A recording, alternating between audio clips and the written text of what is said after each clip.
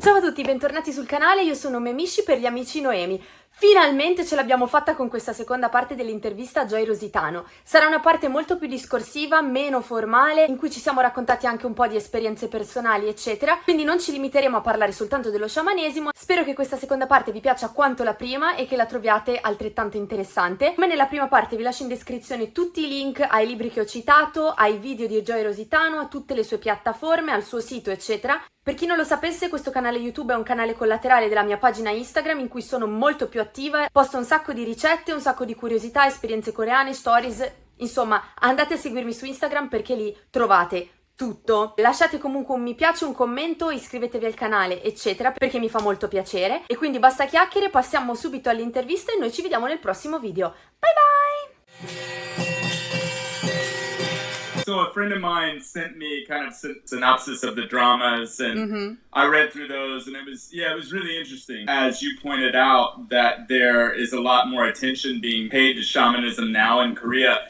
The fact that they would ever export it to the rest of the world is mind-blowing to me compared to how it was seen just a few years ago. So I can understand that researcher and what he went through. I'm sure that he ruffled a lot of feathers when he decided to study shamanism. Yeah, also it was like, I think this book is from the late 90s or something. So it makes sense, yeah, it's older. Sure. Most of the books on shamanism are kind of old. The ones I could find, like the most famous ones, like of course there's more recent ones that I'm also reading, but I'm mostly reading in English because that's what I can access at the moment. And reading in Korean I can, but it would take me like probably 5 years to finish the book. There's so many difficult words, you know. Yes. There's so many complicated, antiquated words, you know, and Jeju shamanism stuff, it's all in Jeju language, so it's even harder. It's complicated. Yeah. The relationship between like the shamans and the artists creating things about shamanism, it's tense, I think, because if you think about it like your own religion, and then someone is making these shows about it who really don't practice the religion, or they're representing it in a comic book or something, it's kind of weird. It's strange in a way. Like depending on which shaman, you know, they have different opinions about that sort of thing, you know. And I think they like it in one way and they dislike it in other ways. Also, I've noticed, especially in the dramas, that they are either like thriller, very serious, where they take it very seriously in a way, or they just make fun of them. Like even in Crash Landing on You, which was like such a big drama that I really liked actually, they just represented her. I mean, she was a scammy type of shaman, so it did make sense that they represented it in that way, but it was just, you know, so much of like a too ironic type of character that it just made you think that they just see shamans overall in that way as a scammy people that just look like clowns most of the time. So I wanted also to mention, I read on a book about the relationship between the shamanism and the Haenyeo too, like putting the two things together and how they do their rituals before the season starts for fishing and harvesting or whatever they do. And it's really interesting. There was a big chapter about it in this book. It was a book about Haenyeo and they talked a lot about it. And I think it's really interesting. And also you said you met a lot of Haenyeo, so I'm really interested also in that aspect of shamanism in Jeju. Yeah, I met so many Haenyeo, not on purpose, not because they were Haenyeo, but just because I met them at the rituals or I wanted to talk about shamanism. And their shamanism is quite similar to shamanism elsewhere in Jeju, but they have special rituals and practices that are related to their fishing for a bountiful harvest of fish and, you know, to be safe at sea. So it's really important for the Haenyeo and the fishermen as well, the boat captains, to perform these kind of rituals that are related to, you know, diving and deep sea fishing and, you know, coming back safely, you know, and surviving.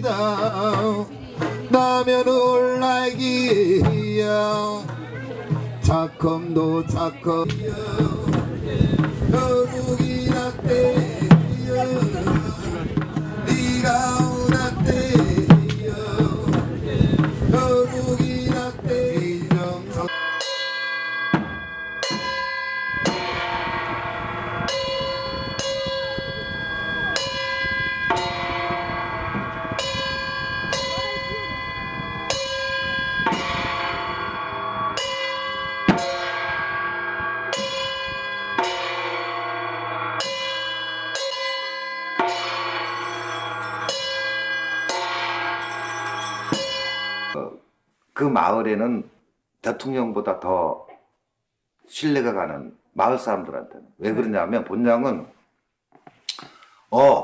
만약에 지금 함덕 같으면은 바닷가 있잖아요.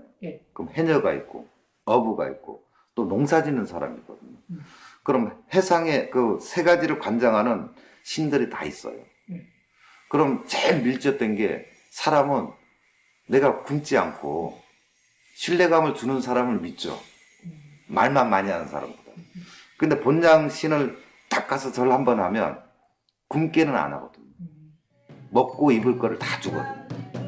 노력은 내가 하는데 그만큼 내가 힘든 과정을 겪으면서도 그 신이 있기 때문에 내가 산다는 그런 마을 사람들 신뢰가 정확히 있어요. 이제 오늘은 특별하게 더 모셔야 될 분이 영등 할머니, 영등 하루방, 영등 대왕, 바다에 영등 땅, 영등 원래는 옛날에는 정월 보름에 한수를 해서 제주도 전역을 도는데 지금 2월 초하를 날 환영제를 해서 이제 전역으로 돌아와서 열나흘날 칠머리 송병제 끝나고 보름날 우도로 들어가서 우도에서 이제 강남 천자족국으로 가죠.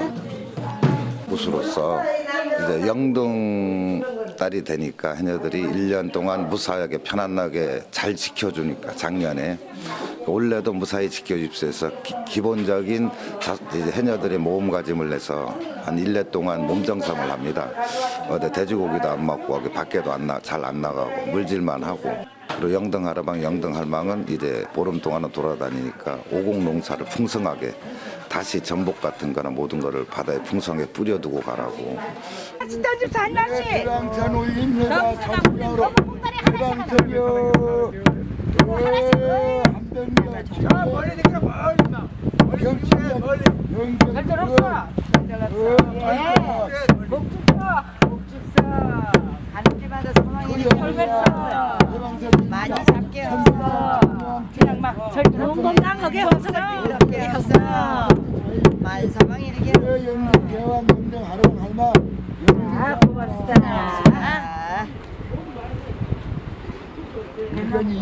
So yeah, and I think that just like sea life is kind of a difficult life, and there's a lot of the culture too is very hard, and generally people who live in coastal areas in Jeju are a little tougher and more combative with each other and territorial versus like the inland and mountain areas. So it's kind of like they have a tough life, but I spend a lot of time with them as well, hearing stories about sea, about diving, about different religious experiences that they had, and it's really, really fascinating stuff. And that's a big part of it, the women divers for sure. Yeah, it's very iconic of Jeju, I think. Yeah, I've read first time, not about the Haenyeo, but the same equivalent for the pearl gatherers in Japan. Actually, in this book here, that is about a free diver. So he was talking about it. I read it when I was a kid. Yeah. When I found out there was also the similar thing in Jeju, I was really, really fascinated. And actually, when I went there, I passed by a Haenyeo chip or something, and I was like, I took a picture. I took some abalone shells with me that were gathered by them for sure. And we didn't even eat there, we could eat there if we wanted. They were just there opening like seafood. But we didn't stop. I was with my ex-boyfriend, so he didn't care a lot about these things. And now I'm like, I wish I stopped. and you have a connection, you were saying, to free diving yourself. So I know how to do this. And been thinking like since last year. Actually, I think it's the reason how I found about your work. It's not even about shamanism. It's just because I was researching things about Haenyeo, because I've been wanting to do something about Haenyeo, whether it is just drawings or something like that since last year. Actually, funny story. I was in the bookstore, just one bookstore that is only open in the summer. We were there for work purposes. And I was in the whole mood of like researching about Haenyeo and wanting to know more, figuring out what I wanted to do. And my eyes just dropped on a book, a novel, a famous novel that I don't know the title in English, but it was all about Haenyeo. And I was like, how's this book here? I don't know. Right. It's like, Right. I had to buy it. I bought it. Actually, I was so into this topic at some point that I was wondering, because I was reading in this novel some stories about Henyo, and I was like, there was a particular scene where the most knowledgeable Henyo of all, like the oldest, the one that has the wisdom, and she dies in the most stupid way possible. She dies literally because of an abalone. She gets her knife stuck in the abalone. I was like, is this even possible? As a person who comes from a fishing family, of course, here in Italy is very different from Jeju in a lot of ways, because we have a different type of fishing. Some seafood that they eat in Jeju, we would never even consider. Like the abalones we have here are this big, and we don't eat it. I had this picture in my head of like these abalones. And of course, I know that in Korea they're bigger, but I was wondering, is this possible? So I even reached out to a younger Henyo that has a YouTube channel to ask her, is this possible? I was like, I wanted to know. And she told me that yes, in the past, the abalones were even bigger, so they were very strong. So if you get stuck maybe with I don't know the name of the tool anymore, but if it gets stuck, since it's attached to your wrist, you could drown while collecting the abalones. I wouldn't imagine it. So while I was researching, I think that's how I found about your website. I found about your documentary on shamanism, and I was like, oh, this website has a lot of things I'm interested in.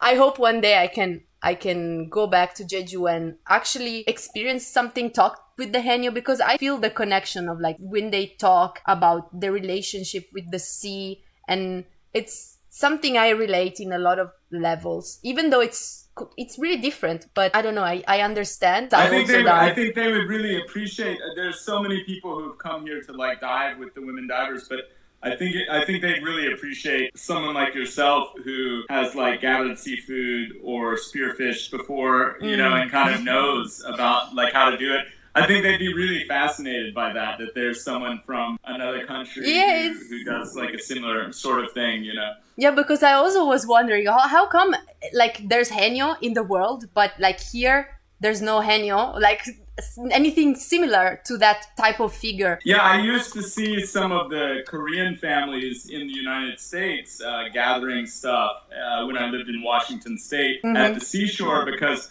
all of these things were things that Americans didn't use. And for them, it was like a free-for-all. Like, it's all for us, you know, and seaweed and different shellfish and stuff like that. Yes. You have to catch some abalone with Jeju women divers and don't get stuck on... I know, I won't die. Even if I die, I feel like I would die happy at that point. But It happened to a woman diver I know when she was first beginning. She's like a younger one, like she was in her 30s. And she had on, instead of, there's a reason why, and you probably know this, I don't know it, I'm not from a sea area, but there's a reason why you wear the long rubber flippers that are very pliable, because she was wearing shorter ones that were like more plastic and too stiff, and she got them stuck in a rock, and she thought she was done. She thought she was, you know, she finally got it out and got back to the surface. But yeah, these little mistakes, I mean... Yeah, I understand that, because it happened to my dad too. My dad goes spearfishing 3 times. It's not his job whatsoever, it's just his hobby. He goes 3 times a week all year, even in winter. But even though he goes so often, he never really went free diving seriously, like in really deep, like I used to do. Like, then one day we randomly met some friends on the beach that were free divers, and they invited me and my father to go with them. And I started like that. I always went on my own or with my dad, just free diving. When I was 8 years old, I was already going 8 meters deep with no fins or anything. So I had a thing for it. For the longest time, so I wanted to do it. And as soon as I started, like I went with my small fins, like you mentioned, those were not for free diving whatsoever. And even though I had that, in the second day I dove like 18 meters, then 24. Wow. I also did some competitions, but I'm not competitive. I don't do it for the competition, so I stopped right after. One day we were with my dad. My dad is kind of afraid of the of going very deep. Even though he can stay in the water for like 3 minutes, 4 minutes, no problem. He was a bit afraid of going super deep, so he never went so much. So one time we used to train with these friends like at 40 meters, and he went to the bottom and he got stuck with his fin on a fish net that was there, just abandoned or just lost by the fishermen.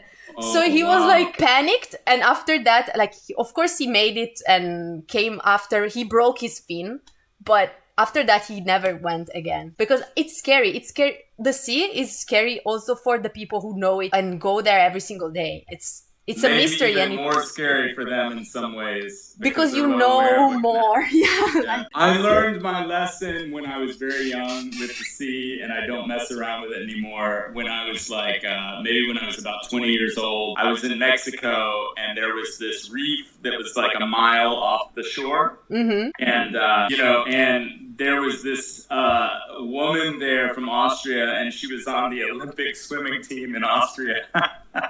So she was obviously like a much better swimmer than I. And she was like, yeah, let's swim to this reef, and we swam. For me, I'm not from an area with a sea, I'm from so far away from the sea. We swam forever. I mean, we swam to me, it was like into the middle of the ocean. And then like the tide was coming in when we were turning back, and it was even difficult for her to get back. And I mean, we both almost died. But I got my lesson early. Thank God before I came to Jeju, I got my lesson. Like, don't mess around with stuff like this, especially if you don't know what you're doing, Yeah, well, it happened one time to me. One time they were like, oh, you want to try the monofin? And I was like, oh my God, yes. Oh my God. It's been my dream for the longest time. Give me the monofin. And they gave me this monofin that was like super technical. And we were just training at like 25 meters or so. And I wasn't used to the speed of the monofin. So I was going down. Wow. And at some point I was like thinking, oh, I think I'm almost at the bottom. I couldn't even finish my thought that I just hit the bottom with my head. Oh, wow. And I think the fish from outside saw me just crawling like this, like a comic book. I don't know. Nothing happened. It was just sand. So I started rethinking about what happened, and I started laughing when I was underwater. My mask was like that's this. Good. I was That's laughing, and all of the water went in my mask. So I was like, like this. But yeah, it was fun, but nothing happened. But yeah, lesson learned. After crashing your head. Yeah. I remember just after using like the regular fins, like I was like, oh, this is very different. You can go really fast. Yeah. I see now. I see. This is a different thing, Yeah. But no, that's amazing. You've had that experience. So yeah. If you come to Jeju, you have to tell these old lady divers about diving 40 meters. I think they would get a kick out of that. They would think that was so crazy. I think. Yeah, because the Henyo, they don't go so deep. But it's normal when you go fishing. There's no use in going deeper than that, honestly. You would be wasting your time. Yeah. I mean, you would spend too much time trying to, and also there's nothing, there's really nothing at the bottom. Like one of the first times I went with these freedivers, we went on the boat and went very, very far away. I was kind of scared because it was the first time I was like literally in the deep blue sea, couldn't see the bottom whatsoever. So at first I was like, I don't want to dive there. I'm scared. And they told me, oh, Noemi, come on. It's just literally a desert of water. Yeah, and in the whole day, I haven't seen one single fish. Maybe I saw a jellyfish in the whole day. Okay. And so when you deep dive like that, you don't see wildlife. Like it's just no, empty. it's just blue. And even when you reach the bottom, there's nothing. Yeah. So it's no point to go. It must be so scary when something does show up suddenly. Like a shadow is coming and you're like, what and noises. What's the most scary? It's random noise. That when you're in the bottom, like once I was diving and I heard like screeching noises that were the sound travels so fast and it's so loud. You feel it in your brain. It was like a metallic kind of screech. I was there like, wow. And I got so startled and I just went back. It's probably just, something completely normal and human, but you don't expect it in the water to be so loud. And you feel it like in your head. So that's really, it does. everything their travels. Yeah, it just goes like better, I guess. like this. I was like scared. And also there's times where the sea, there's like some floating stuff. When you go down, you see something like just, it's mostly just dust most of the times, but it's just clumps of dust here and there. So every time I go, I try to focus on the rope and not look beyond the rope, because your brain starts imagining things and you see things and you get scared for nothing, literally nothing. So you have to really focus, I guess, when you're deep diving like that anyway. You don't have time to think about other things around you, I would imagine. No, you have to be super in control. 우리들은 한 책거리로 배 올라간다. 쳐라 차라. 아이고, 이제 늙어보난 우리가 70km 나갈 때는 어떤 남자가 까불려도 모가지 시멍처리 됐게라서 경해도 위로상 날 밀려도 쓰러지질 않으니까 얼마든지 세녀로 우리랑 허단 78을 되난 하루방이 댕기당 쓰러진 데는 하지 못하게. 하지 못했다고. 가지 못하게. 아니, 난 직하는 사람. 알겠습니다. 직하는 사람. 밑강은 못해요? 난 아무 약도 안 먹고 큰 병원이가 검사도 안 하고 약도 안 눈이 먼 약을 쓰면은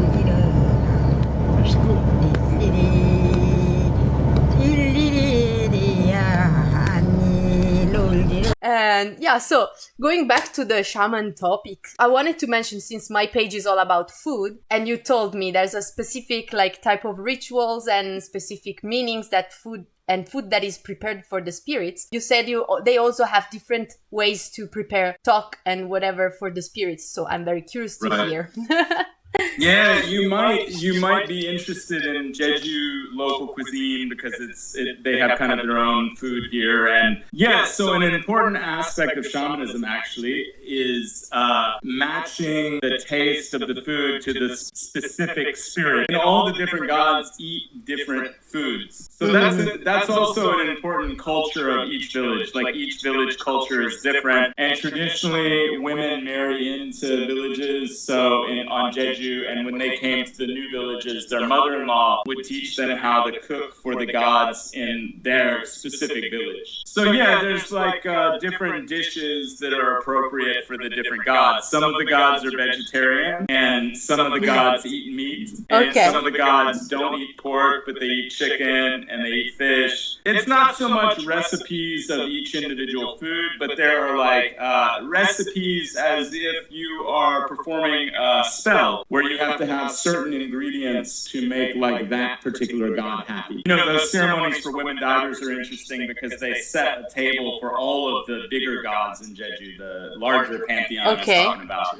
And you can go from table to table and you can see which thing that each god eats. What they like. And there's even a table with like a little drinking party set up for the one god that you kind of, you get him drunk in order to, he's like the Grim Reaper, and you want to get him drunk so he forgets to like harvest the soul. So you get him drunk and disorientated and he'll forget his duty. So it's kind of like a long life spell. But generally when you go to the shrines, you're making pancakes or, round rice cakes, traditionally out of barley, not out of rice. And there's different like side dishes, different vegetables and sprouts and different types of grilled fish. And it's pretty simple, boiled eggs. It's pretty simple, but the arrangement of the different foods are important. And also you eat in the shrine. There's a portion that's given for the gods. There's a portion that's given to the crows, which is what my new project is about. And then there's a portion that the people eat. So when I went to the shrines, it's rude not to offer a visitor some of the food. So my God, sometimes I couldn't get out of there with like eating 5 meals, you know. Every single person who visited the shrine had to give me part of their food, you know. I remember getting stuck once, and I couldn't get out of this area. This is a women diver ceremony on the beach, and if they don't give you food, it's bad luck for them. Okay. So I got stuck out on this little rock, like jutting out in the sea, and there were so many divers coming out of there, I couldn't get back. And I had to just keep eating eggs, fish, rice cake. I mean, it was like, you know, so many people were coming, and eventually I was able to escape. So yeah, it's also, I miss like the, that type of food, the ritual food. It's an important part of, you know, knowing which god eats what is an important part of shamanism too. Yeah, it's very specific, and for sure you have to know the symbology behind it to do it well, which is something I'm always fascinated about, these type of things, like small symbologies in the things that maybe at first sight you don't even think they mean anything, and then they have such big meanings and traditions behind it. There's a thing that's kind of like a Jeju taco. You know, I've heard people call it the Jeju taco, and that's where you take a ceremonial round,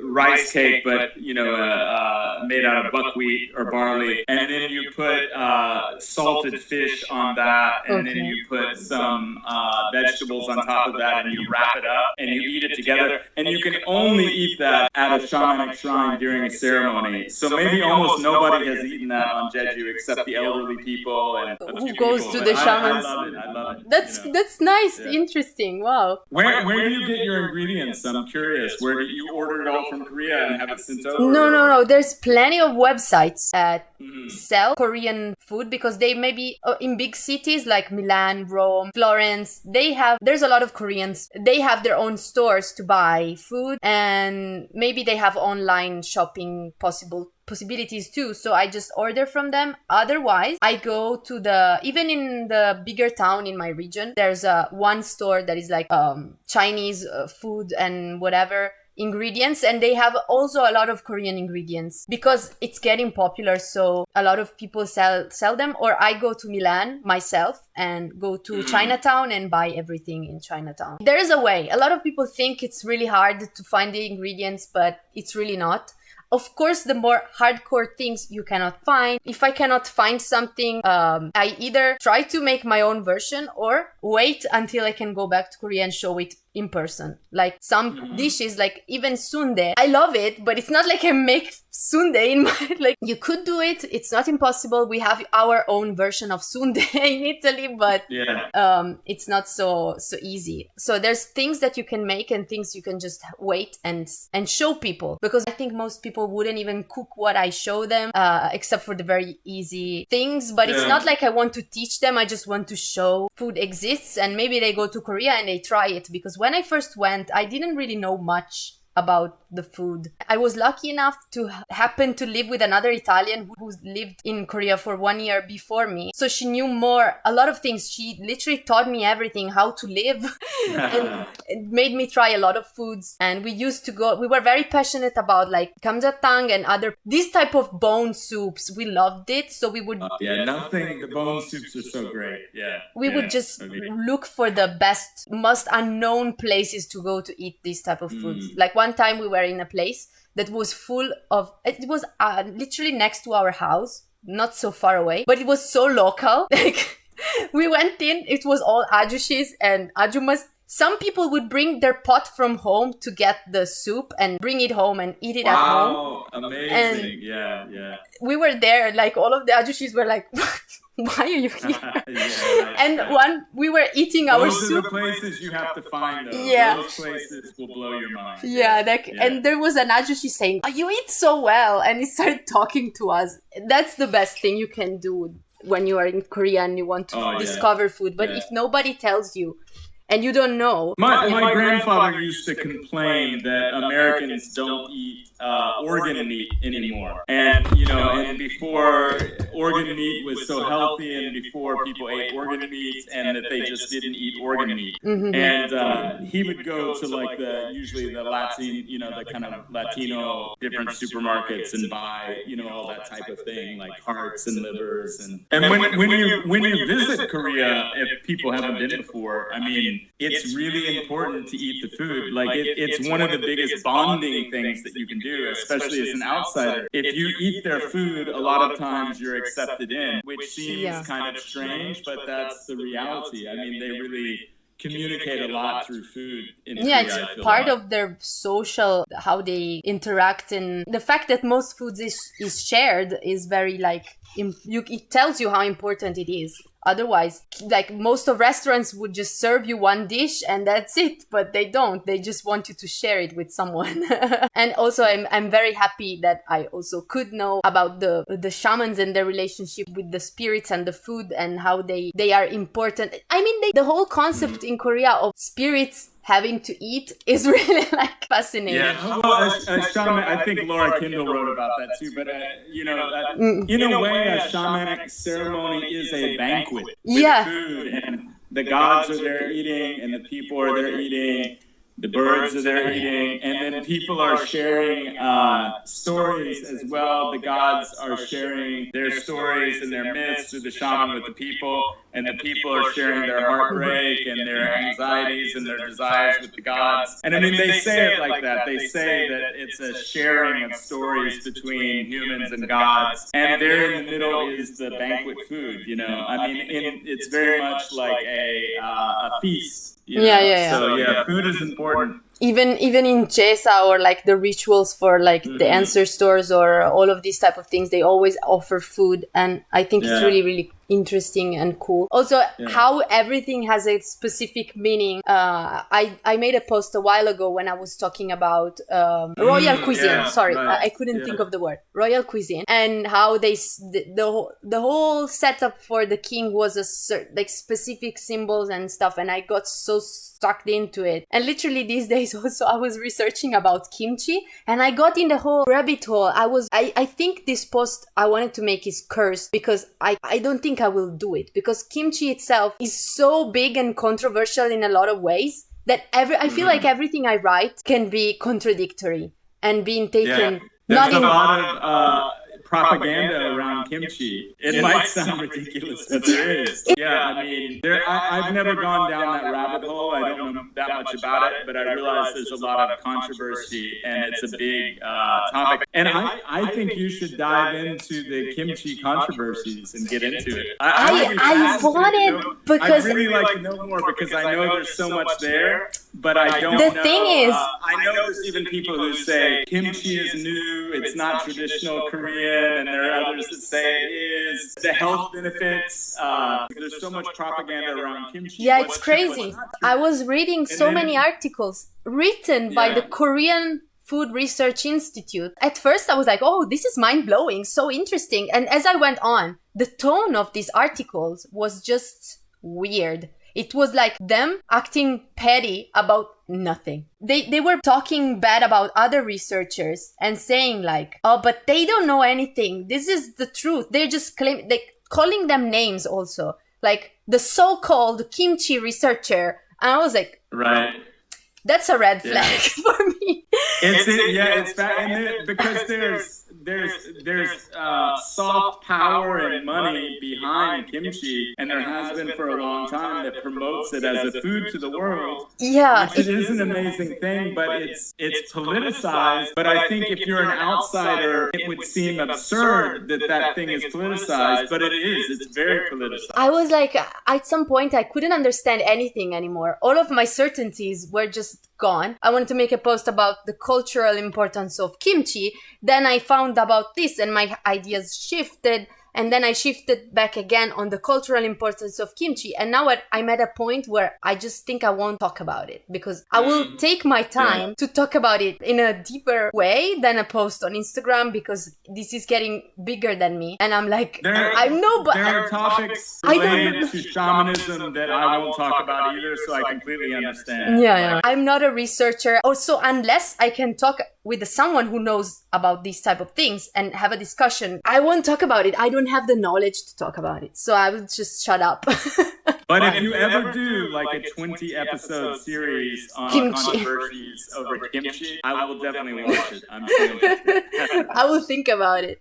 We mentioned about your last projects, about the relationship with crows and the books that is coming out, etc., etc., etc. If you want to talk about it, because it's such an fascinating thing. Okay, yeah, I'll talk about it shortly. So one of the things that I recognized and kind of observed along the way is that a small part of shamanic rituals at these shamanic shrines on Jeju is dedicated to tearing pieces of offering food into tiny little pieces and throwing them into a certain area, which is considered an offering that's left for crows to come, and it's their portion of the offering to come and eat the food and carry it away. And they consider that the crows are carrying the food away to their ancestors, to like their personal ancestors, to their deceased family members. And people in Jeju do this during Chesa, memorial service offerings. They do it at funerals. They do it at the Buddhist temple. They do it at the shamanic shrines. And I learned that in this one village that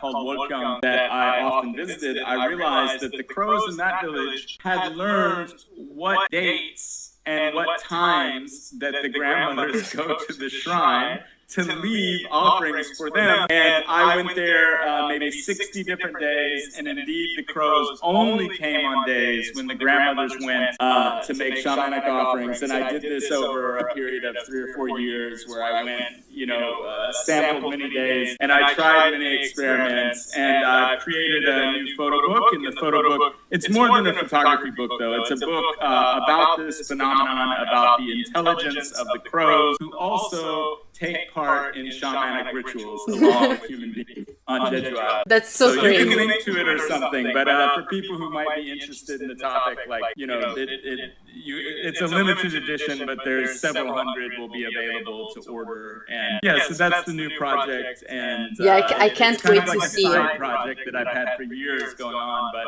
I came back to Jeju to take this project on, head on, and finish it up. So it's really cool, and I was literally following the campaign so closely because I want to see it succeed. And when I saw that you made it, I was super happy, and I can't wait to see the book and how it turns out, because I'm sure it's gonna be very dramatic. It was very much like the last moment. Yeah, that's why it was like this. Yeah, I think the week before I thought, this isn't going to work, but luckily, so many people were concerned at the end that everybody was sharing it and getting it out there. And thank you for this opportunity. Thanks to you for actually suggesting it.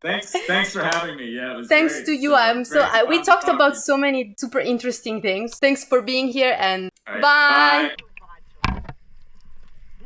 Bye.